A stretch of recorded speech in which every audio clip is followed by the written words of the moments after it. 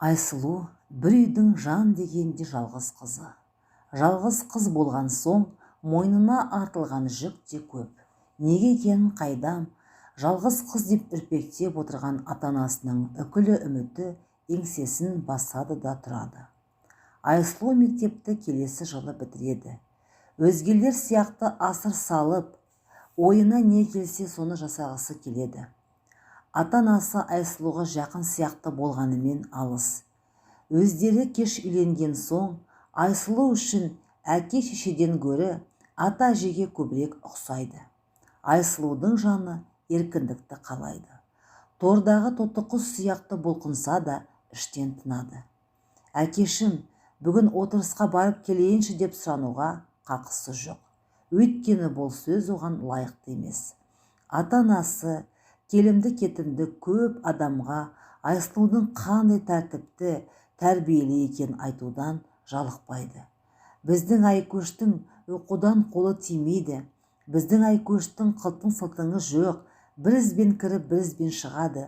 Біздің Айкөш бетімізге қарап, бір ауыз қатты сөйлеген емес. Біздің Айкөш, біздің Айкөш. Біздің Айкөштің кітап оқыған болып жатып, күн ұзақ сол бір жанды ойлайтынын олар білмейді.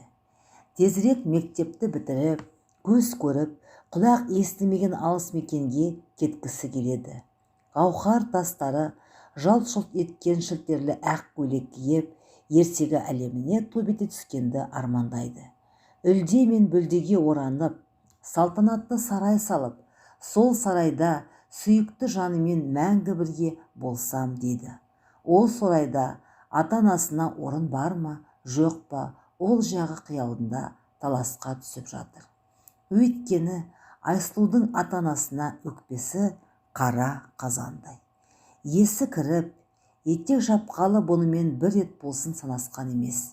Тек өз қалауларын орындап, сабаққа барғызады, сабақтан келгізеді. Бұл жаны бар қуыршақ тәрізді. Мен неге Гүлнәр сияқты кешкі отырыста бәрін өзіме қаратып билемеймін? Мен неге сүйікті жанымен қол ұстасып жүре алмаймын? Айсұлудың жанын жегідей жейтін осы тектес сұрақтар. Бір күні таң сібірлеп атқанда Айсұлу төсегінен атып тұрды да бәріне қолын бір-ақ сілтеді. Түні бойы өмірінде 3 рет кездесіп, көбіне интернет арқылы білетін сүйгенімен хат жазысқан. Бөлмесінің есігін ашып қараған анасы бұның ноутбукке телміріп отырғанын көріп, менің Айкөшім, менің айнам, менің құлыншағым, оқымыстым болашағым деп айналып толғанып есікті жайымен жауып шығып кеткен. Айсұлу өзінен 7 жас үлкен көрші ауылдың сымбатты серісі Жандосқа сенімен бірге кетем деп ант берген. Жандос оны әрі қарай қазбаламады.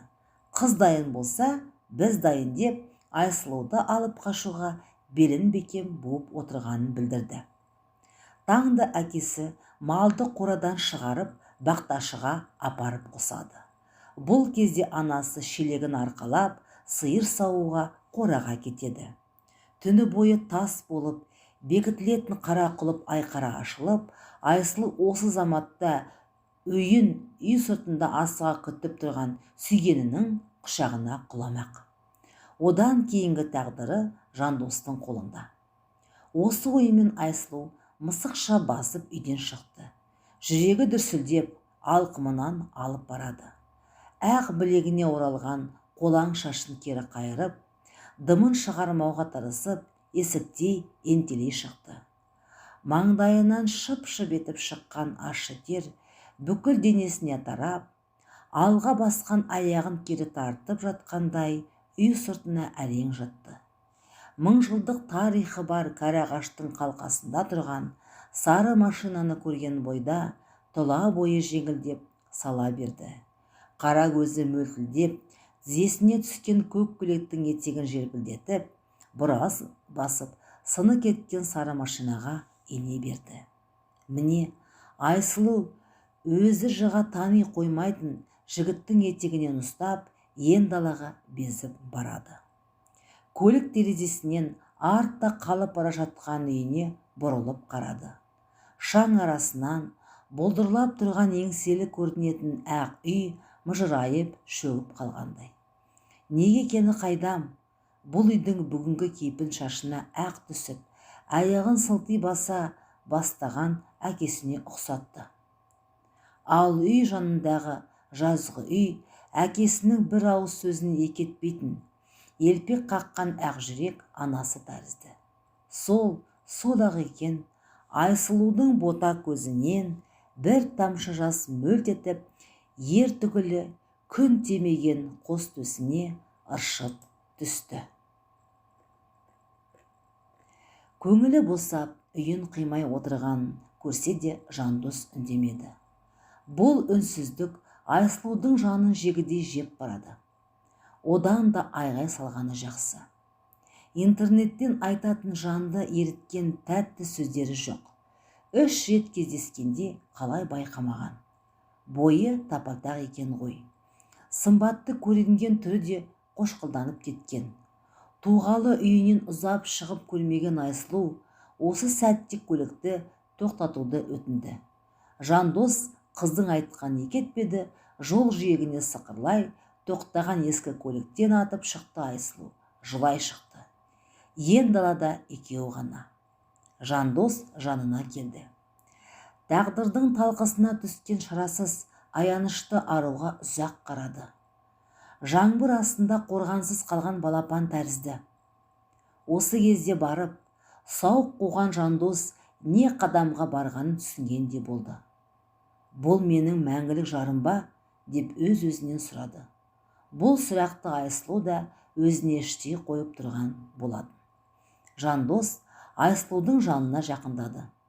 Арудың ақ білегінен ұстады, дір-дір етіп тұр. Беліне түскен бұрымын сипады. Қапсырай құшақтап, бауырына басып, ұзақ тұрды. Қыз жігітке сүйеніп жылай берді. Жылама, деді Жандос. Жылағаныңды қаламаймын. Айсұлу енді дауысын шығарып жылады. Оның ұғымында үйден бір кеткен қыздың қайтып келуге құқы жоқ болатын. Әкесі үнемі осылай айтып құлағына құятын да отыратын.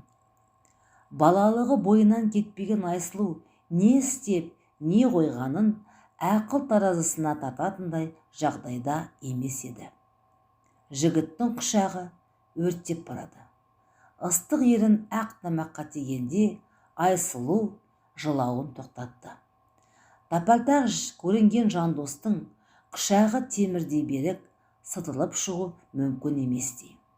Бұл құшақтан Айсұлу бірнеше жылға есейіп шықты. Сары машина күңірене қозғалды.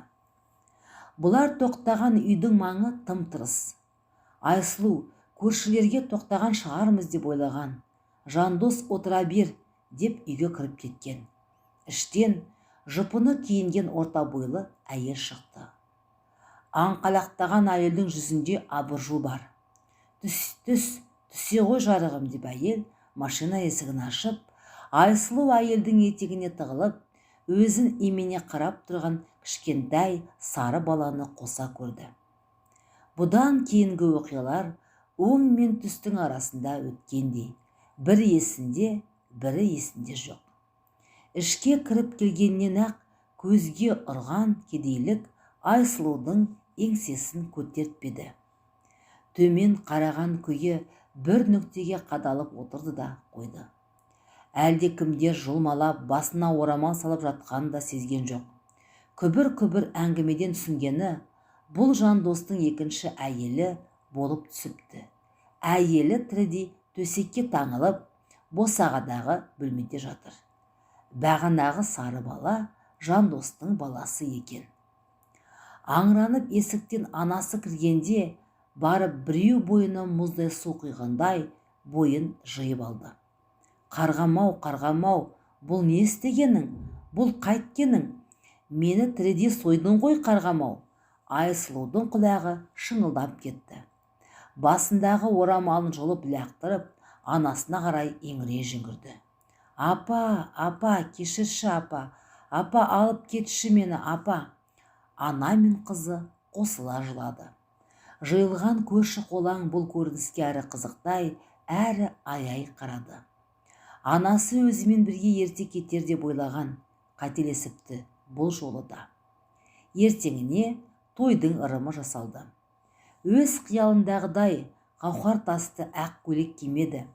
Бақыттан басы айналып күлмеді. Жандос енді бұған кәрі әрі суық көріне бастады. Жандостың анасы ғана аналық мейіріммен елжірей қарап, жүрегін жібітіп барады. Өз анасы үстел басынан тұрмады. Қар балас біткен соң, бақса да бұл үйде Жандос бірінші әйелі баласы. Жандостың анасы өзімен қосқанда 5 адам бар екен. Үйдің ішінде жылу жоқ. Төсектен тұра алмай жатқан әйелге қараған сайын жүрегі қатты соғып кетеді. Мен осындай опасыздыққа барғаным ба, деп ойланбай, істеген ісі үшін бармақ тістейді.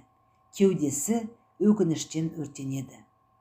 Елдің бетіне тіке қарай алмай қалған анасы мен әкесі көз алдына келген сайын өз ойын ойша жерлейді. Қиялындағы салтанатты сарай, берекеге толы өз үйі екенін енді ғана түсінеді. Жандостың тойда ішімдікке сылқия тойып алып, орта бермей сүйкімсіз билегені есіне түскен сайын жиіркенеді. Қас қылғандай көрші үйде өзімен жасты оқушы қыз бар екен. Соның қамсыз, алаңсыз күйін, анасына еркелеп мойнына асылғанын көрген сайын, жұдырықтай жүрегі кеудесін жарып, шығып кете жаздайды. Бұл жүрек тоқтап қалмай нағып тұр деп, адам баласының шыдамдылығына балаң көңілмен таңырқайды. Біртіндеп қол көтере бастаған Жандостың жұдырығы тәніне батса да жанына батпайды. Бірнеше күн салынып ішіп, бірнеше күн үйге қонбай жоқ болып кететін әдеті бұрыннан бар екен. Жоқ болып кеткен күндері көрші ауылдың қыздарына бет берде киіп барып, сері боп көрінеді екен де, үйге келіп, бар ашуын қорғансыз нәзік жандылардан алады екен.